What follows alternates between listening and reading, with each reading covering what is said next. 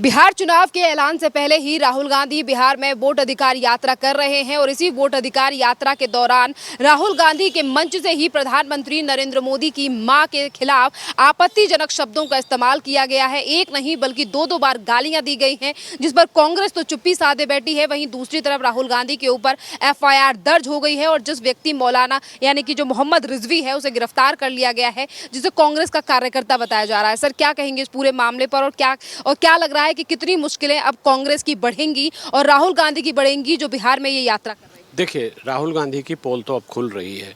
ये अधिकार यात्रा के आड़ में ये क्या कर रहे हैं, सांप्रदायिकता फैला रहे हैं, सांप्रदायिक जहर बो रहे हैं और जो हमारे प्रधानमंत्री हैं उनकी माता के बारे में अपशब्द बोल रहे हैं। तो इस चीज़ को तो इनको कानूनी रूप से, अगर हमारे संविधान में प्रावधान है कि ऐसे लोगों को दोषी माना जाएगा, सज़ा दी जाएगी।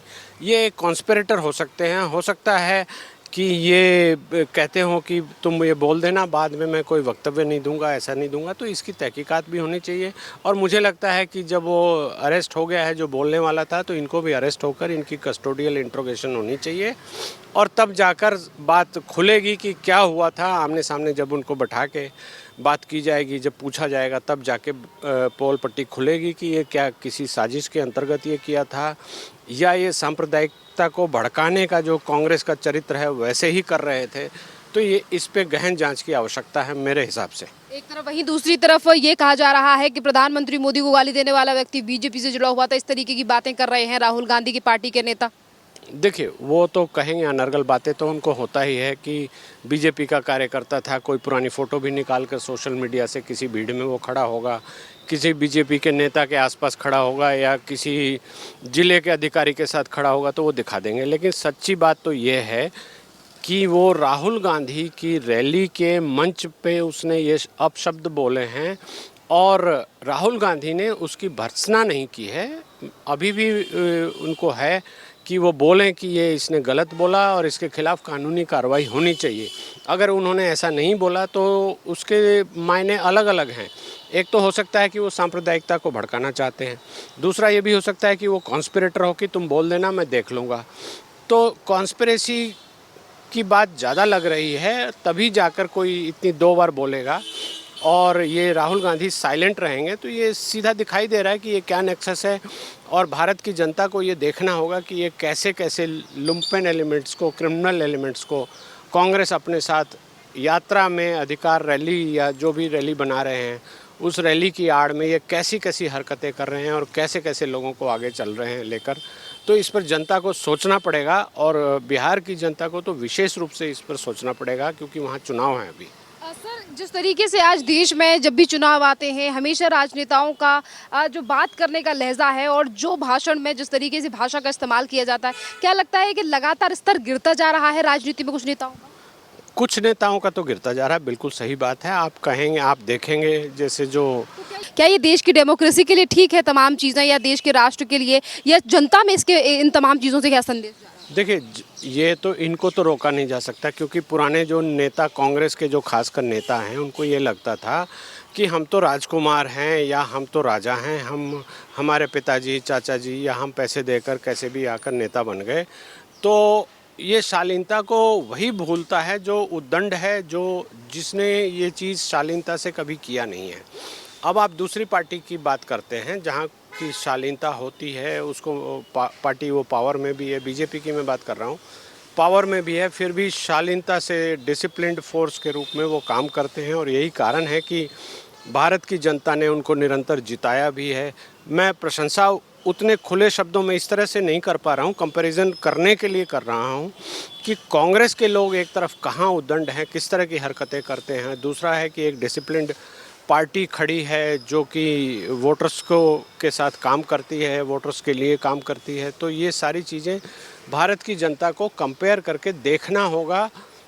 अब धार्मिक या वैसी बातें जो भी लोग करते हैं उसको छोड़कर उसके आइसोलेशन में भी आप देखेंगे तो पाएंगे कि एक डिसिप्लिन्ड फोर्स वर्सेस अनार्किस्ट का एक फेज़ है तो ये लोगों को देखना होगा, समझना होगा और वोट देते समय इस चीज़ को दिमाग में रखना भी होगा। राहुल गांधी के खिलाफ मामला दर्ज हो चुका है। वहीं दूसरी तरफ कांग्रेस ने जिस तरीके से अपने सोशल मीडिया पर मिसिंग पोस्टर प्रधानमंत्री मोदी का लगाया और ये कहा कि गुमशुदा वोट चोर की तलाश है, इसको लेकर दिल्ली में भी एक मामला दर्ज हुआ है मल्लिकार्जुन खड़गे और राहुल गांधी के खिलाफ। देखिए, दर्ज होना चाहिए। ये बिल्कुल डिफेम कर रहे हैं, बिल्कुल गलत कर रहे हैं अगर ऐसा इन्होंने किया है। चूँकि प्रधानमंत्री एक कॉन्स्टिट्यूशनल पोस्ट पे हैं, उनकी अवेलेबिलिटी हर जगह है और वोट चोर या चोर बोलना किसी भी पार्टी की ओर से ये गलत बात है। आप एक संवैधानिक पोस्ट पर बैठे हुए आदमी को चोर बोल रहे हैं और वो भी आपके पास सबूत नहीं है। जब इलेक्शन कमीशन ने आपसे बोला कि आप एफिडेविट फाइल करो तो वहाँ पर आप गलत बयानी करके भाग गए। तो ये बिल्कुल इनके ऊपर होना चाहिए एक्शन। इसके पहले भी इनके ऊपर ऐसा ही एक्शन हुआ था जिसमें इनको सज़ा भी हुई थी, इनकी मेंबरशिप भी कैंसिल हुई थी। तो मुझे लगता है कि अब ऐसे लोगों को जेल में ही परमानेंटली डाल देना चाहिए ताकि वो जेल में रहें और लोगों को भड़का ना पाएँ। ऐसी यात्रा से कभी पीएम की मां को गाली दी जा रही है, कभी अपशब्द किए जा रहे हैं, कभी नारेबाजी की जा रही है, तो क्या संदेश जा रहा है सर इस तरीके की यात्राओं से बिहार के चुनाव में? आप भी बिहार से ही आते हैं सर, इसीलिए मेरे सवाल। देखिए, बिहार में तो वजूद है ही नहीं कांग्रेस का, पहली बात।